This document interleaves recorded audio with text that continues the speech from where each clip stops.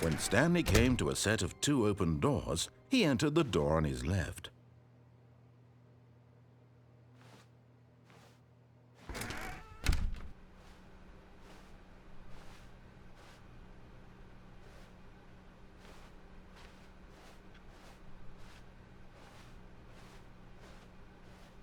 Yet there was not a single person here either.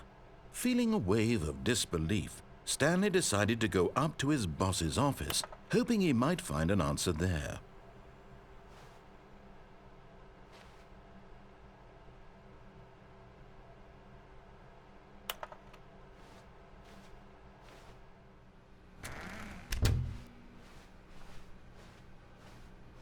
Coming to a staircase, Stanley walked upstairs to his boss's office.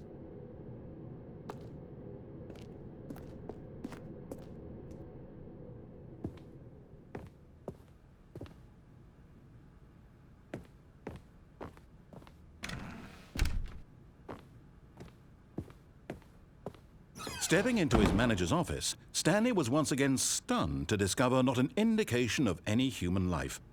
Shocked, unraveled, Stanley wondered in disbelief who orchestrated this. What dark secret was being held from him?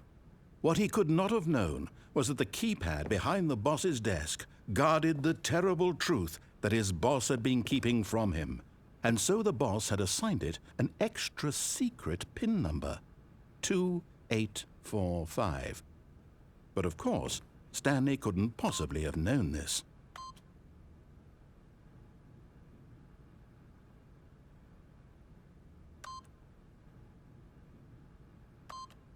Yet incredibly, by simply pushing random buttons on the keypad, Stanley happened to input the correct code by sheer luck.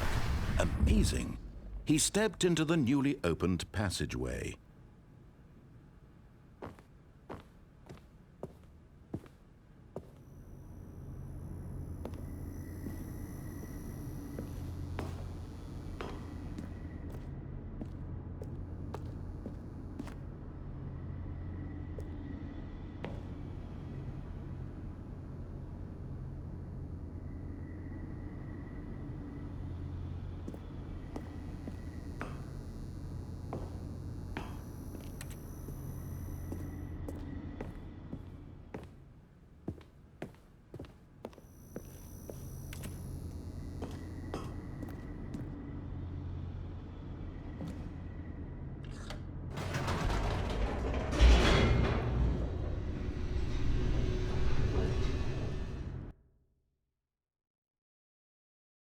Descending deeper into the building, Stanley realized he felt a bit peculiar.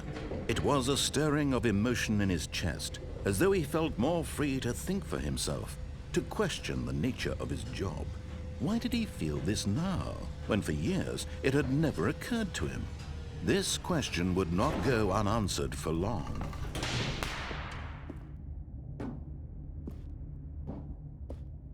Stanley walked straight ahead through the large door that read Mind Control Facility.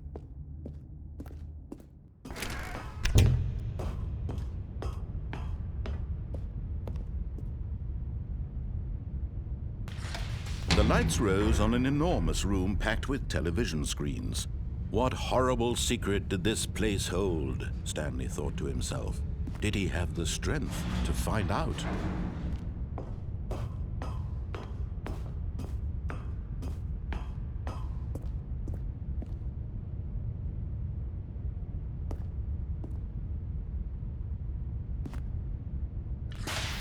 Now the monitors jumped to life, their true nature revealed. Each bore the number of an employee in the building, Stanley's co-workers. The lives of so many individuals reduced to images on a screen, and Stanley, one of them, eternally monitored in this place where freedom meant nothing.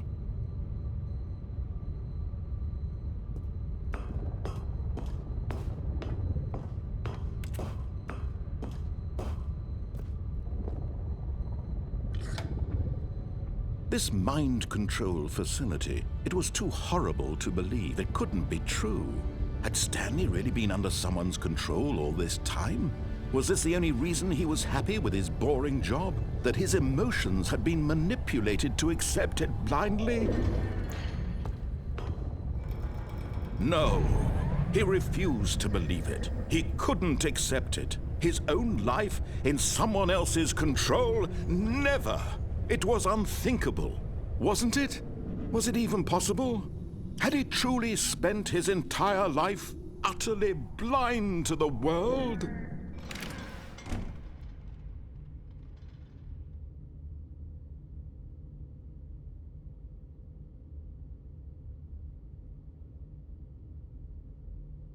But here was the proof. The heart of the operation. Controls labeled with emotions. Happy, or sad, or content. Walking, eating, working. All of it monitored and commanded from this very place. And as the cold reality of his past began to sink in, Stanley decided that this machinery would never again exert its terrible power over another human life. For he would dismantle the controls once and for all. Oh, Stanley, you didn't just activate the controls, did you? After they kept you enslaved all these years, you go and you try to take control of the machine for yourself. Is that what you wanted? Control? Oh, Stanley, I applaud your effort, I really do. But you need to understand, there's only so much that machine can do. You were supposed to let it go, turn the controls off, and leave. If you want to throw my story off track, you're going to have to do much better than that. I'm afraid you don't have nearly the power you think you do. For example, and I believe you'll find this pertinent, Stanley suddenly realized he had just initiated the network's emergency detonation system. In the event that this machine is activated without proper DNA identification, nuclear detonators are said to explode, eliminating the entire complex. How long until detonation then? Let's say, 2 minutes. Ah, now this is making things a little more fun, isn't it, Stanley? It's your time to shine. You are the star. It's your story now. Shape it to your heart's desires. Oh, this is much better than what I had in mind. What a shame we have so little time left to enjoy it. Mere moments until the bomb goes off. But what precious moments each one of them is. More time to talk about you, about me, where we're going, what all this means. I barely know where to start. What's that? You'd like to know where your co-workers are? A moment of solace before you're obliterated? All right, I'm in a good mood. You're gonna die anyway. I'll tell you exactly what happened to them. I erased them. I turned off the machine. I set you free. Of course, that was merely in this instance of the story. Sometimes when I tell it, I simply let you sit there in your office forever, pushing buttons endlessly and then dying alone. Other times, I let the office sink into the ground, swallowing everyone inside, or I let it burn to a crisp. I have to say this, though, this version of events has been rather amusing. Watching you try to make sense of everything and take back the control wrested away from you, it's quite rich. I almost hate to see it go. But I'm sure whatever I come up with on the next go-around will be even better. My goodness, only 34 seconds left.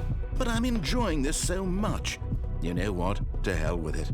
I'm going to put some extra time on the clock, why not? These are precious additional seconds, Stanley.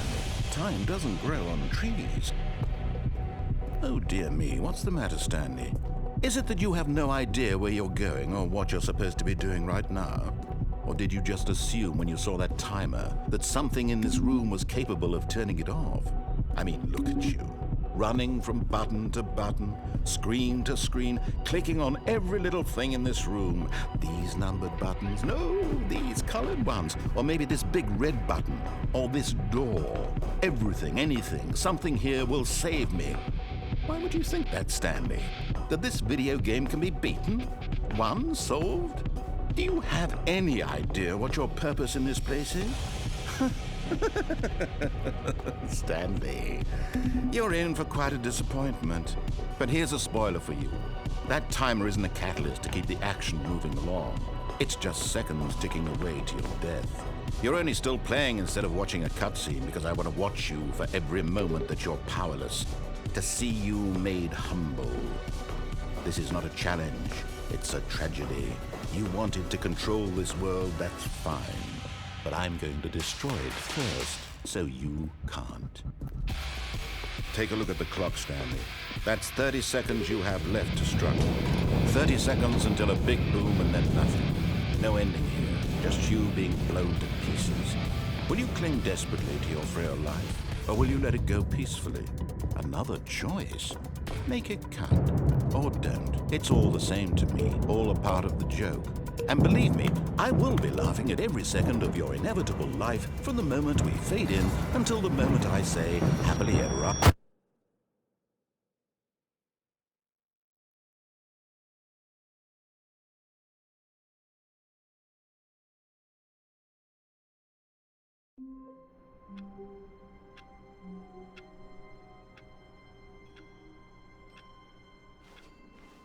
All of his co-workers were gone. What could it mean? Stanley decided to go to the meeting room.